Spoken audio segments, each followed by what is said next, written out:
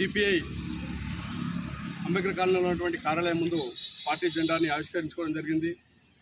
ఈ కార్యక్రమంలో పాల్గొన్నటువంటి నగర కార్యదర్శి ఉమయ్య గారు, జిల్లా నాయకులు రఘురామ్ గారు, ముత్యాల్ గారు పాల్గొన్న వారందరికీ ముందుగా జిల్లా సమితి తరపున నమస్కారాలు తెలియపరుస్తూ, ఈనాడు ఏదైతే 1925 కాన్పూర్లో డిసెంబర్ 26న పార్టీ ఆవిర్భవించి ఆనాడు దేశానికి సంపూర్ణ స్వతంత్రం కావాలని పోరాటం చేయడం జరిగింది.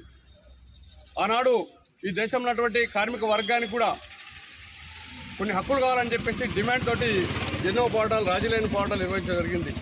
నాటి నుండి నేటి వరకు గతంలో అయినటువంటి దేశ స్వాతంత్రంలో కానీ, అదేవిధంగా మన రాష్ట్రానికి ఒక హైదరాబాదు సంస్థానం ఉన్నటువంటి పరిస్థితి, ఇది సపరేట్గా ఒక రాజ్యాంగం ఉన్నటువంటి పరిస్థితి.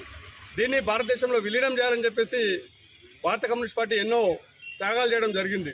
అవన్నీ ఉమయ్య గారు చెప్పడం జరిగింది. ఆ త్యాగాలు చేసేటువంటి సందర్భంలో ఈ ప్రత్యేక రాష్ట్రం కావాలని చెప్పేసి గత 15 ఏళ్ల క్రితం జరిగినటువంటి పోరాటంలో కూడా సిపిఐ పాత్ర ఎనలేనటువంటి పాత్ర అని చెప్పేసి మనందరికీ తెలుసు.